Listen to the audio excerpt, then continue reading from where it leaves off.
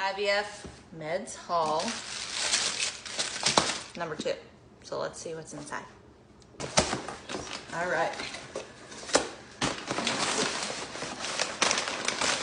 So this one, another needle box. As you know, this is the only injection I have left, which is good. I will take this 5 days prior to transfer and then 6 more weeks after transfer. So here is syringes. I've already had my class on this one. And there is 2 separate needles. Thankfully, this is not a mix. So there's the vial. Next is my estradiol, a pill I take twice, once in the morning, once at night.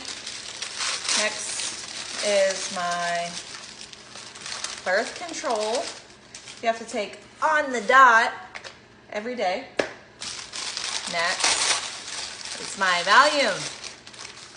So I take this right before my transfer in the office 30 minutes prior. So that relaxes me.